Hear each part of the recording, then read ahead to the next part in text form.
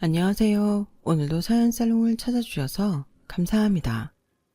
저는 50대 중반의 여성이에요.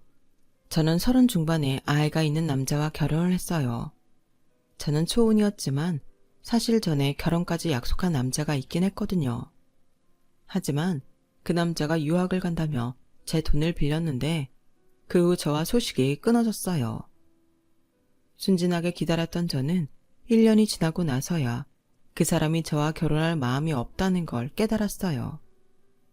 그런 상처가 있었던 탓인지 저는 저에게 다가오는 남자들 대부분을 믿지 못했죠. 하지만 남편은 저와 같은 직장에서 줄곧 보던 사이였고 저보다 직급이 높았던 남편이 듬직하게 부하들을 보살피고 적절하게 일을 시키는 모습에 저도 모르게 빠져들고 있었어요.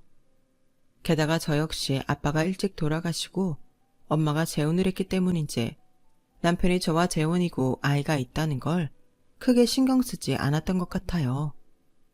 남편의 전 부인은 몸이 약해서 아이를 낳고 얼마 안 돼서 지병으로 고생을 하다가 세상을 떠났다고 했어요.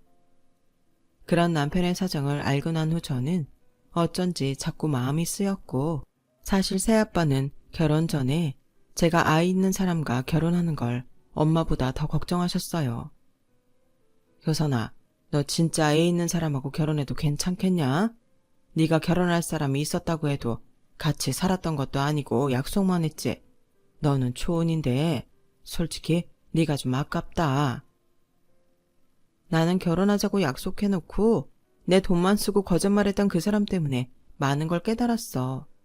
초혼이나 재혼이 중요한 것도 아니라는 것도. 사람이 중요하지. 저는 이미 남편과 사귀기로 한 후부터 1년 넘게 지켜봤기 때문에 한결같이 좋은 사람이라는 확신이 있었어요. 저와 남편이 사귀는 걸 전혀 모르고 있던 회사 동료들은 항상 저에게 소개팅도 하고 남자 좀 만나라고 성화였죠. 그러다가 남편과 결혼 발표를 하니 다들 놀라고 난리도 아니었어요. 그래, 박찬호 과장님이면 이해는 간다. 안효선 대리가 닭궁궁이가 있어서 남자 만나라고 해도 꿈쩍도 안 했던 거구나. 기왕 결혼하기로 한 거 둘 다 잘 살아요. 남편은 재혼에 아이까지 있었기 때문에 저를 꼬셨다거나 제가 남편 집안 재산을 보고 결혼하는 거라는 소문도 있었어요. 그도 그럴 게 남편은 자기 명의로 아파트도 가지고 있었고 작지만 세를 줄 수 있는 빌라도 갖고 있었거든요. 하지만 그건 그저 한 차례 지나가는 바람 같은 거였을 뿐 저희를 아는 사람들은 대부분 축하해주고 응원해줬어요. 남편은 저희 집에 처음 인사를 왔을 때도 굉장히 공손한 태도로 부모님께 큰 절을 올렸어요. 어머님 아버님, 효선이가 저한테 얼마나 과분한지 잘 알고 있습니다. 이렇게 허락해 주신 거 정말 큰 은혜라고 생각하고 평생 효선이 행복할 수 있게 노력하겠습니다. 제가 효선이 속 썩이는 일은 절대 없을 거예요. 자네가 그런 마음을 갖고 있다고 하니 우리도 고맙긴 하네. 무엇보다 효선이가 자네를 믿고 있으니 그 믿음만 배신하지 말아주게. 한 가지 걱정인 건 자네 아들이 우리 효선이를 어떻게 받아들일까 하는 거네. 자네는 자네 아이가 제일 걱정되겠지만 우리한테는 효선이가 딸이지 않나. 그러니 걱정이 될 수밖에 없어. 제 아들 재영이하고 저희 같이 몇 번 만났어요. 재영이도 효선이 좋아하고 잘 따르더라고요. 걱정하시는 일 안 생기도록 제가 잘하고 있습니다. 자네도 들었겠지만 나도 효선이 친아빠는 아니네. 물론 지금은 친부모 양부모 따지는 게 부질없을 만큼 너무 편히 잘 지내고 있긴 하지. 우리가 이렇게 좋은 가정을 꾸렸으니 자네와 효선이 그리고 자네 아들도 그럴 수 있으리라 믿고 있네. 나는 솔직히 섭섭한 점도 있는 결혼이지만 그래도 효선이가 좋다고 하니 허락하는 거니까 오늘 한 말 잊지 말고 잘 지키며 살게. 아빠의 말에 남편은 몇 번이고 감사하다고 꾸벅꾸벅 인사를 했어요. 시어머니도 저를 좋게 봐주시고 반갑게 맞아주셨고요. 그러면서도 은근히 저한테 압력을 주긴 하셨죠. 이건 내가 노파심에 하는 말이니까 기분 나빠하지 말고 들어. 사실 아가씨는 결혼해 본 적이 없잖아. 그래서 우리 손자를 어떻게 생각할지. 아이를 안 키워본 사람이 갑자기 초등학교 입학 앞둔 남자아이를 감당할 수 있을지 걱정은 돼. 애들은 좋아해? 잘 돌보는 편이고? 네, 저 대학 때부터 지금까지 보육원 봉사 계속 다녀서 아이들하고는 친하게 잘 지내는 편이에요. 물론 제가 부족한 부분이 있겠지만 열심히 노력해서 재영이하고 잘 지내도록 할게요. 어머님, 아버님 걱정 끼치지 않도록 열심히 살겠습니다.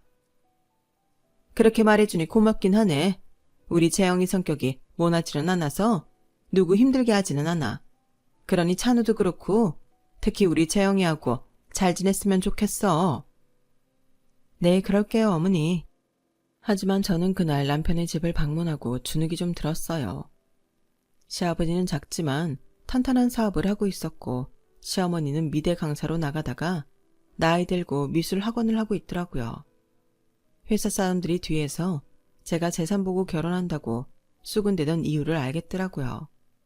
단순히 남편이 아파트가 있고 세를 주는 빌라가 있는 것 때문이 아니었던 거죠. 아니, 아버님이 사업하시는 거 왜 말 안 했어요? 이런 대단한 집인 거 알았으면 저도 다시 생각해 봤을 텐데. 저희 집이 너무 평범하니까 차이 나잖아요. 무슨 상관이야. 아버지는 아버지고 나는 나인데. 나는 효선이 너하고 처음 만났을 때랑 변한 게 없어. 재영이 아빠이고 호랍이었고. 이제는 너 만나서 다시 행복한 날들을 꿈꾸는 사람. 그거면 되지 않아? 부모님은 부모님이고 우리는 우리야. 그런 거 일일이 신경 쓰지 마. 라며 제가 부담스러워하지 않도록 다독였어요. 그렇게 남편과 결혼을 하게 됐고 저는 부담은 됐지만 설레이는 마음으로 신혼생활을 시작했어요. 물론 아이가 있으니 완전히 신혼 기분이 나는 건 아니었지만 그래도 남편이 있고 부모님 아래에서 사는 게 아닌 제 집이 있다는 게 이제야 진짜 어른이 됐다는 기분이 들더라고요.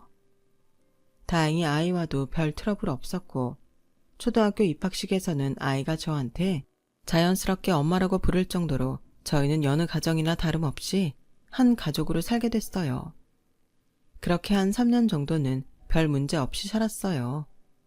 남편이 말했던 것처럼 항상 행복한 건 아니었고 사소한 생활 습관이나 회사 일처리 때문에 저를 힘들게 할 때도 있었지만 그런 것쯤이야.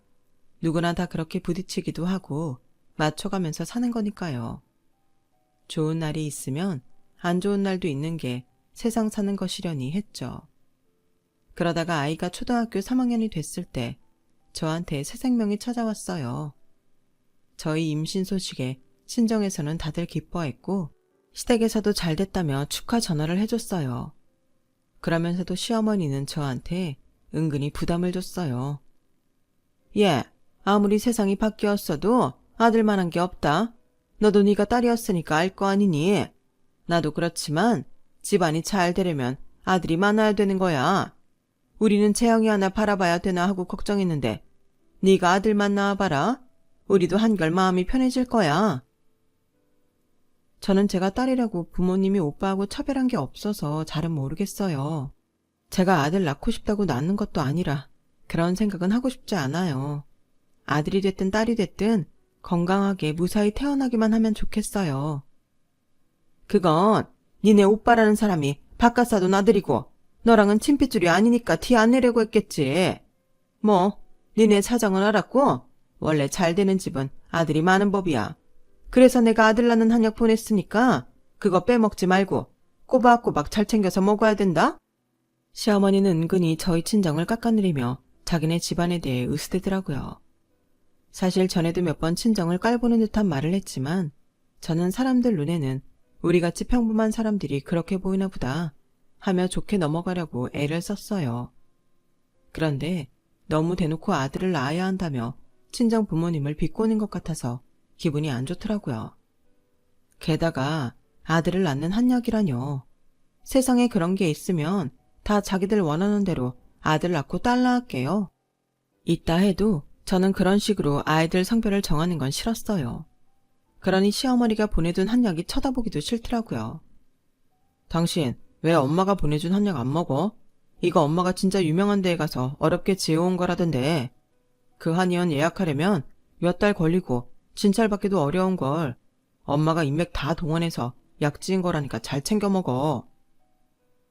근데 너무 아들 낳아야 한다고 강요하시는 것 같아서 좀 그래. 그게 이런 약으로 마음대로 되는 게 아니잖아.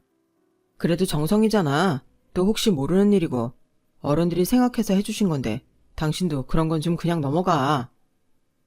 당신 은근히 어머님 편드는 것 같다. 내가 받는 스트레스는 생각 안 하나 봐.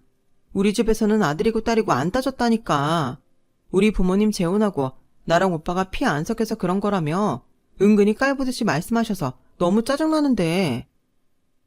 그냥 사실을 말씀하신 것 같은데 왜 그렇게 생각해? 당신 아이 갖고 나서부터 많이 예민해진 것 같아. 좀 뭐든 편안하게 생각해봐. 자꾸 그러면 재영이한테도 안 좋잖아. 라며 제가 예민한 탓으로 돌리는데 결혼하고 처음으로 남편한테 꽤나 섭섭하더라고요. 그런 식으로 한약이나 아들 타령을 제 문제로 돌릴 줄은 몰랐거든요. 그래도 저를 생각해서 지어준 약이라니 마냥 안 먹기도 죄송스러워서 울며 겨자 먹기로 약을 챙겨 먹었어요. 시어머니는 산딸이 다 되어서도 한약을 지어왔어요. 단순히 제가 건강히 순산하기를 바라는 마음에서 지어왔으면 저도 감사하는 마음이 앞섰을 거예요.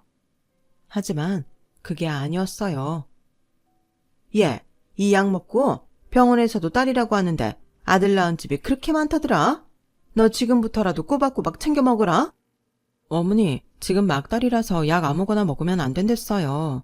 그리고 이제 성별도 다 정해졌을 때인데 그 약을 먹는다고 아이 성별이 달라지는 건 좀 아닌 것 같아요. 네가 몰라서 하는 소리야. 병원 의사들이야. 지들이 돈 벌려고 그런 식으로 말하는 거니까 의사들 말 너무 신경 쓸 거 없어. 이거 꼭 챙겨 먹어야 된다. 아니다. 지금 나 있을 때 얼른 한 포 먹자. 저는 너무 걱정스러워서 약을 먹어야 할지 망설였지만 그래도 시어머니가 하도 쳐다보고 있어서 억지로 먹었죠. 사실 임신 중에 한약을 먹어도 되는지에 대해서는 의사들 사이에서도 된다 안 된다 말이 많더라고요. 하지만 저는 조금이라도 그런 논란이 있는 건 피하고 싶었는데 시어머니는 정말 막무가내였어요. 그렇게까지 아들의 목매는 걸 보니 좀 이상하기도 했고요. 저는 약 먹고 혹시라도 잘못될지도 모른다는 걱정이 앞섰고 남편 몰래 약을 먹는 척 버리곤 했어요. 한 번은 그러다가 남편한테 들켰는데 아무 말 안 하고 지나가더라고요. 그렇게 시간이 지나고 저는 딸을 낳게 되었어요. 친정에서는 축하 꽃다발부터 시작해서 온갖 선물을 다 해줬죠. 하지만 시어머니는 제가 산후조리원에 있는 동안 연락 한 번 안 하더라고요. 물론 시부모님 이름으로 된 금일봉을 남편을 통해 전하기는 했지만 어쩐지 마지못해 한 느낌이 들었어요. 남편도 저한테 수고했다고는 하지만 어쩐지 시큰둥해 보였고요.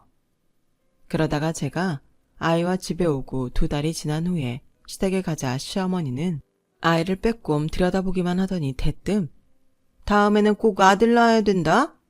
라는 말만 하시고는 방으로 들어가 버렸어요. 시아버지도 축하한다는 말 한마디 없이 제 딸을 본체 만취하더라고요.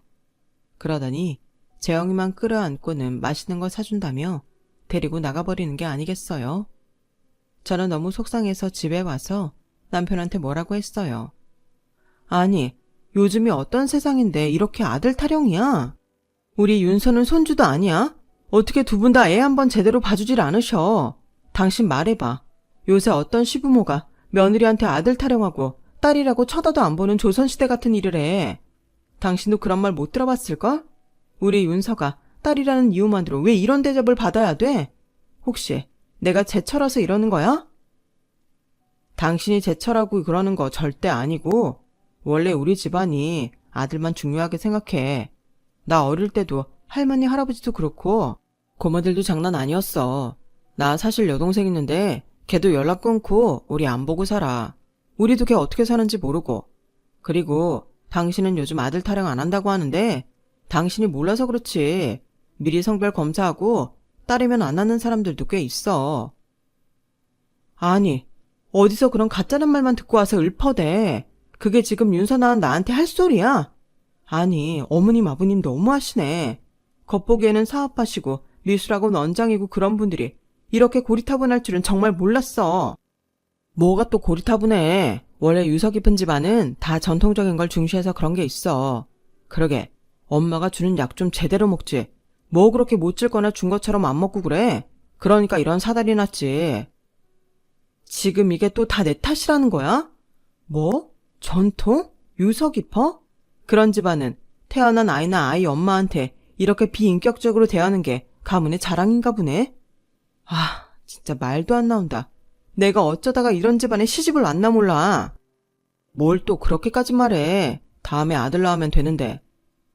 이게 아들 낳는다고 끝날 문제라고? 말도 안 되는 소리 하지 마. 당신은 당신 딸이 집안에서 당신 여동생하고 똑같은 대접받아도 괜찮다는 거야? 당신도 윤서한테 그런 식으로 굴 거냐고. 내가 언제 그런댔어? 우리 집이 그렇다는 거지. 그 말이 그 말이잖아. 왜 자꾸 말을 돌리고 변명만 해? 그때부터 저와 남편은 끝이 나지 않는 싸움만 했고 저희 사이도 전과 같을 수는 없었어요. 게다가 여동생이 있다는 건 정말 꿈에도 몰랐어요. 그런 이야기를 결혼 전에 하지 않았다는 것도 너무 이해가 되지 않았어요. 그만큼 여자를 별 볼 일 없는 사람 취급한다는 뜻이기도 했고요. 저는 제 딸을 위해서도 이런 식의 부당함은 더 이상 없어야 된다고 생각했어요. 그래서 시댁에 갔을 때 시어머니한테 말했어요. 어머니, 아들 손주 기대하셨는데 윤서가 딸이라서 마음이 안 좋으신 건 이해해요. 하지만 지금 이 남자들만 잘 나가는 시대도 아니고 여자들이 훨씬 더 잘하는 일들도 많잖아요. 어머니도 바깥 활동 잘하고 계시고요.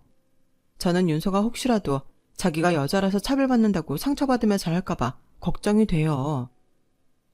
우리는 윤서 상처받게 한 적 없어. 누가 여자들이 일 못한다고 했어? 그런 얘기가 아니야. 우리는 뼈대 있는 집안이라 남자가 바로 서야 되는 걸 중요하게 생각하는 거다. 너도 우리 집안 사람 된 게 벌써 몇 년이냐? 그러니 지금 사회에서 여자가 잘하건 못하건 우리 집안은 남자가 많아야 돼. 정말 말이 안 통하는데 가슴이 답답해 오는 게 나중에는 정말 숨 막히는 것 같았어요. 그래서 저는 중대한 결정을 내렸어요. 윤서는 시댁에 데려가지 않기로 했죠. 어차피 데려가봤자 재영이한테 밀려서 시부모님들 관심도 못 받고 저는 저대로 속상한데 그런 일을 어릴 때부터 자꾸 겪을 필요는 없으니까요. 그런데도 남편은 별 생각이 없는 것 같았어요. 그래, 알아서 해. 라고 하는데 진짜 내가 알던 그 좋은 남자 맞나 싶더라고요. 아무리 밖에서는 좋은 사람이어도 자기 집안 문화에 있어서는 이렇게 답답한 사람이 될 수도 있었네요. 저는 그걸 몰랐고 만약에 알았다면 남편하고 결혼할 생각은 하지도 않았을 거예요. 딸아이 때문에 신경이 쓰이니 저도 모르게 재영이한테는 소홀하게 되기도 하고 그 아이는 아무 죄가 없는데도 좀 얄밉게 느껴지기도 했어요. 이러다가는 내가 아이 둘 다 상처 입힐 것 같더라고요. 그렇게 저는 아이들 양육 때문에 걱정이 많은데 남편은 아주 한가한 소리를 하는 거였어요. 우리 얼른 셋째 갖자.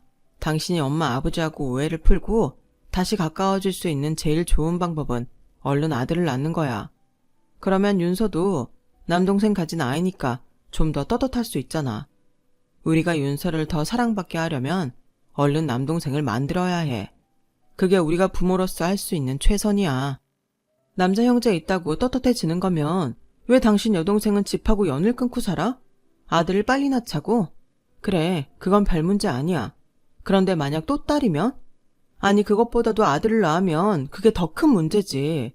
아버님 아버님이 그 애만 예뻐라 할 텐데 윤서는 그걸 보고 더 큰 상처를 받지 않겠어?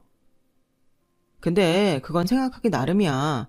내 동생은 내 동생이고 윤서는 또 다를 수 있잖아. 그리고 실은 하며 남편이 머뭇거리는데 뭔가 다른 이유가 있나 싶더라고요.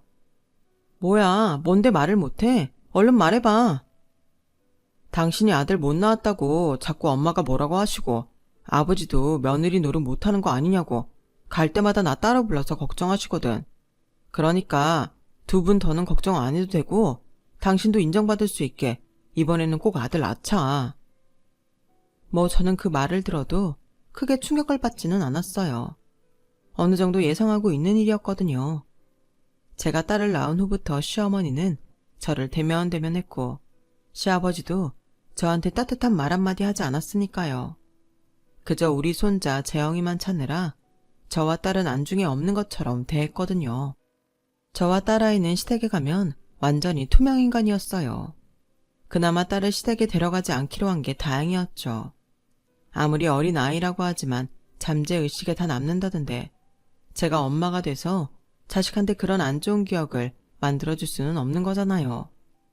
제가 할 수 있는 게 시부모님과 딸을 만나지 않게 하는 것밖에 없다는 게 속상할 따름이었죠.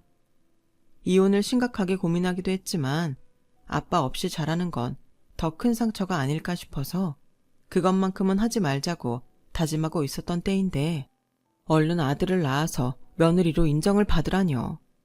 저는 그러고 싶지 않아서 지금 이대로는 아이를 가질 수 없다고 했고 남편은 그런 저를 이해하지 못했어요. 한 집에 있었지만 저와 딸아이 남편과 아들 이렇게 점점 사이가 벌어지고 있었어요. 그래도 그럭저럭 견뎌가며 딸아이가 5살이 되었어요. 저는 아들이 예전에 딸 나이일 때 영어 유치원을 들어갔다고 하길래 우리 딸도 들어갔으면 하고 알아보고 있었어요.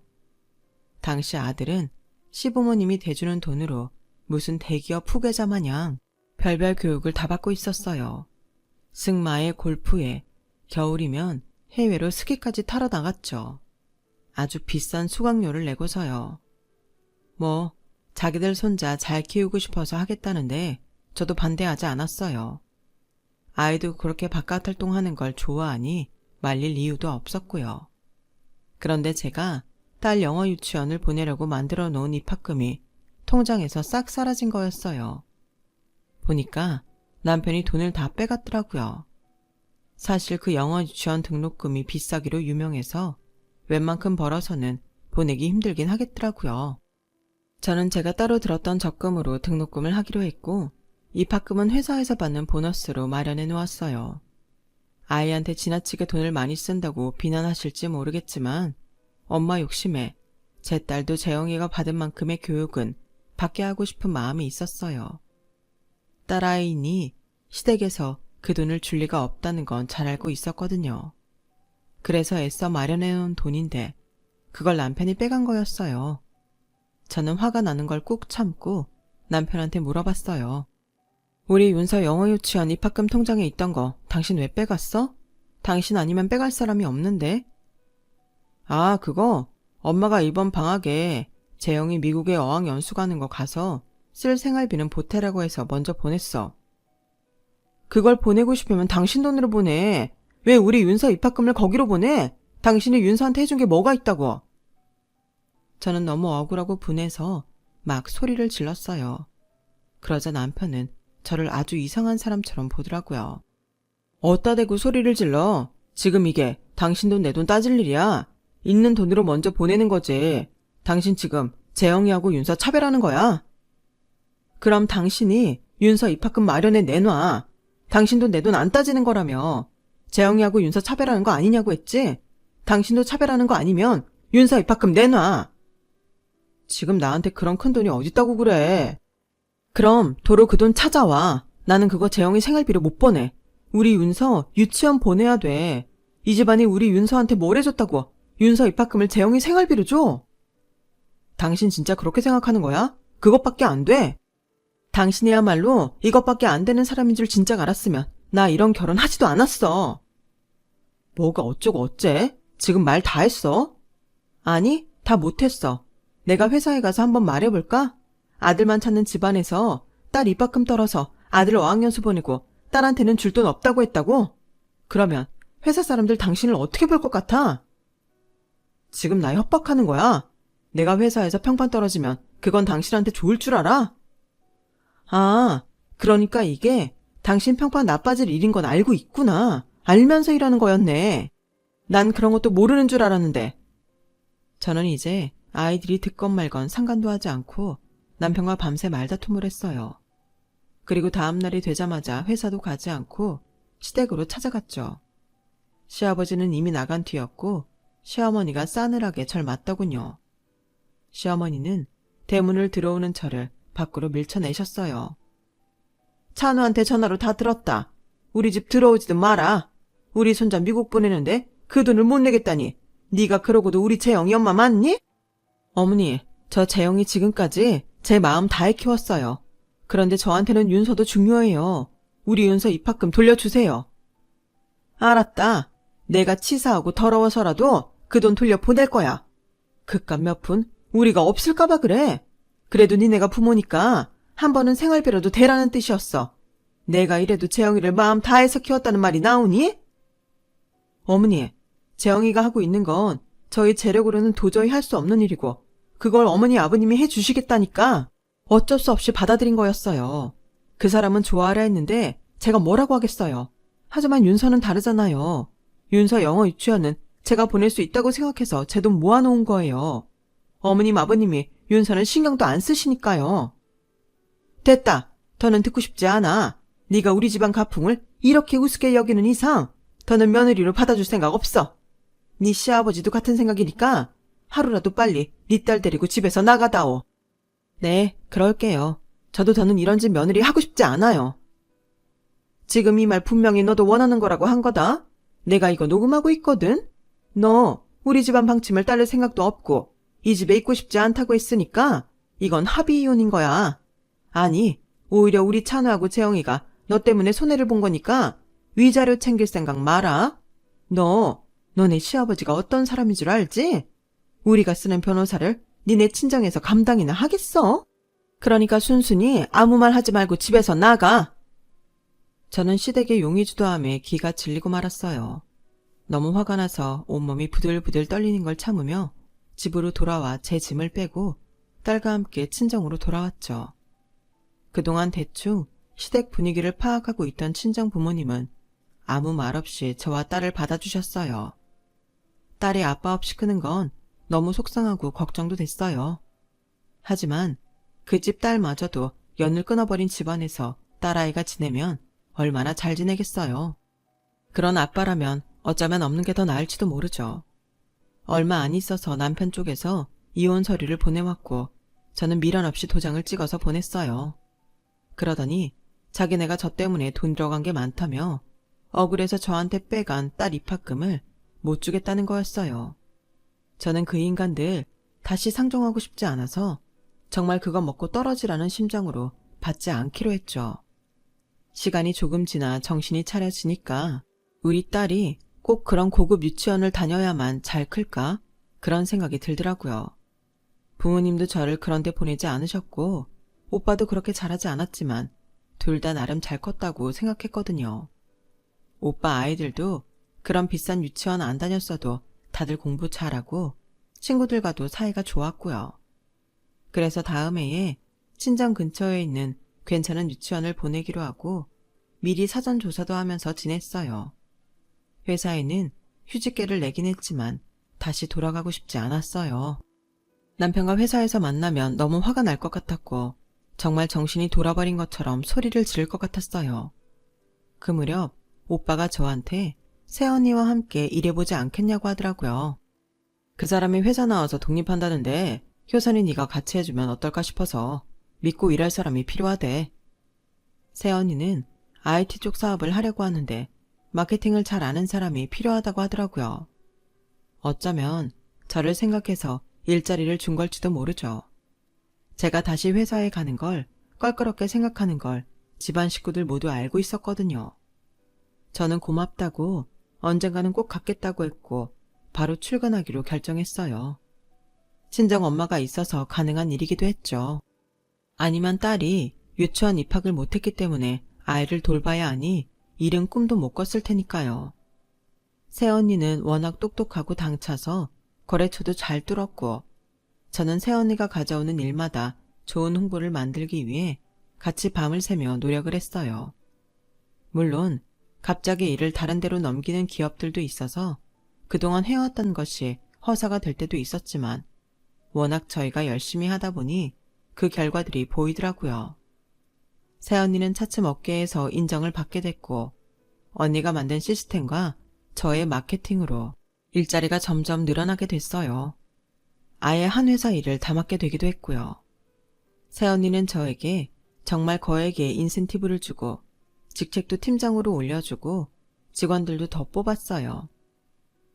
언니, 아니 대표님, 이렇게 많이 줘도 되는 거예요? 저 가족이라고 더 받는 거면 안 되는데요.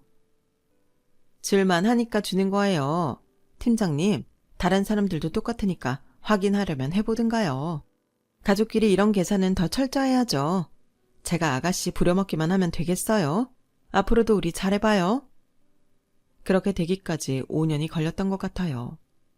그 사이 딸아이는 유치원을 걸쳐 초등학교에 들어갔고 친정 부모님과 오빠 가족들의 사랑을 듬뿍 받으며 밝고 명랑하게 자라고 있었어요. 그 즈음에 새언니는 다른 회사를 흡수하거나 아니면 어디에 투자를 하고 싶어 했어요. 재정적으로 부실해서 좋은 아이템이 있어도 크지 못하는 회사도 있으니 그런데도 알아보고 있었죠. 물론 잠재적 역량을 충분히 고려하고 있었고요. 새언니는 여러 회사에서 들어온 자료들을 보다가 놀라서 저를 부르더라고요. 여기 이 회사 전에 아가씨네 시댁회사 맞죠?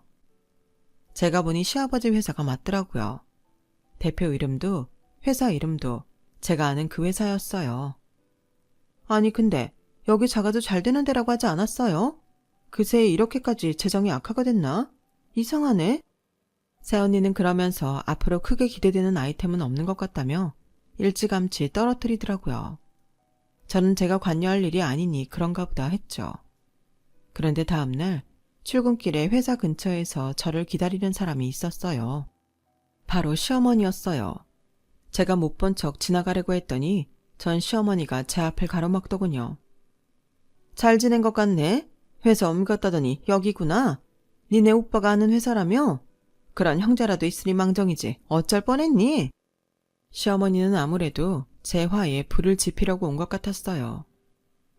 그랬건 아니건 이제 상관없지 않나요? 저 출근 늦어지는데 비키세요. 내가 알아봤는데 니네 시아버지 회사 투자 니네 회사에서 고려하고 있다던데 잘 되고 있는 거지? 니네 회사 재정 꽤 튼튼하다던데 그러면 우리 회사 투자는 바로 해줄 수 있는 거잖아. 너도 알다시피 니네 시아버지 꼼꼼하고 틀림없는 사람이잖니. 그러니까 네가 니네 오빠한테 잘 말해서 얼른 투자 좀 받게. 그렇게 자신 있는데 왜 절 찾아오셨어요? 그건 제가 하는 게 아니라서 저한테는 아무 권한 없고요. 그리고 제 시아버지도 아니잖아요. 제 시댁도 아니고요. 제가 왜 말을 잘해줘야 되는데요. 그리고 꼼꼼하고 틀림없다고요.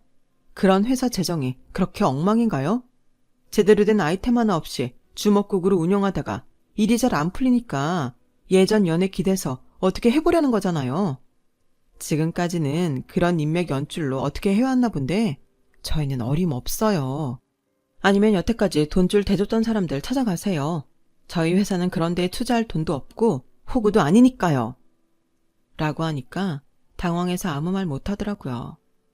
제가 시어머니를 지나쳐 건물로 들어가려는데 시어머니는 제 뒤에 대고 이렇게 말하더군요. 쥐뿔도 없던 게 돈 좀 벌었다고 어디서 아는 척이야? 그래봤자 여자인 주제에. 저는 다시 돌아서서 시어머니 눈을 똑바로 보고 말했어요. 여자 주제요? 그럼 왜 그런 주제밖에 안 되는 여자인 저한테 와서 투자받게 말을 잘해달라고 하세요? 그리고 모르시나 본데요. 이 회사도 오빠가 하는 거 아니고 새언니가 대표로 있는 회사예요. 그러면 그렇게 아들만 끼고 돌아서 잘 돼야 할 집안이 어쩌자고 이렇게 아침부터 와서 남의 출근도 못하게 막아서서 사정을 하고 그러세요. 아들만 중요하고 딸은 우습게 알고 그런 고리타분한 생각을 갖고 있는 사람이 대표로 있는 회사가 요즘 세상에 잘 될 리가 있어요? 제가 소리를 지르자 사람들이 전부 쳐다봤고 시어머니는 놀라서 얼른 돌아가더라고요. 저는 하루 종일 시어머니와 시댁 생각에 화가 나서 일이 손에 안 잡혔고 결국 반차를 쓰고 쉬기로 했어요. 그런데 회사 건물 1층에서 아주 낯익은 얼굴이 보이더라고요. 바로 전 남편이었어요.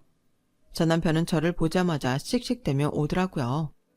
대체 엄마한테 뭐라고 했길래 집에 오셔서 그렇게 서럽게 울게 만들어? 아무리 섭섭해서도 그건 과거인데 현재 일을 중요하게 생각해야지. 사람이 그럴 수가 있어? 현재 일을 중요하게 생각하니까 제발 정신 차리라고 얘기한 거야. 아들 못 낳았다고 투명인간 취급해놓고서 무슨 섭섭했네 과거네 그런 말을 할 수 있어? 그리고 이건 인간적인 일을 떠나서 자기네가 경영 잘못해놓고 왜 우리한테 투자해달라고 떼를 쓰는 건데 그럴 자격이나 있어? 니네 부모님한테 가서 똑똑히 전해. 정신 차리라고. 그리고 너도 정신 차려. 뭐? 너? 니네 부모님? 말 다 했어? 아니, 다 못했어. 지금 여기가 어디라고 와서 감히 지네 엄마를 울렸네 어쩌네 따지는 거야. 야, 너 아직도 정신 못 차렸지? 그나마 네가 윤서 아빠니까 아무 말 안 하고 회사도 나와준 건데 내가 지금이라도 니네 회사에 다 까발릴까? 여자 우습게 아는 사람이라고. 자기 딸이 대접 못 받는데도 아들만 챙기고 아들 낳으라고 강요했다고 가서 말할까? 뭘 말한다는 거야. 다 지난 일 가지고. 다 지난 일? 다 지난 일인데 왜 너네는 지난 연애 기대서 뭐 좀 해보려고 이 난리인데? 그것도 여자라고 무시하고 투명인간 취급하던 며느리한테. 여기요. 이 사람 잡상인이니까 끌어내세요. 제가 그렇게 소리를 지르자 경비를 서던 남자분 둘이 왔어요.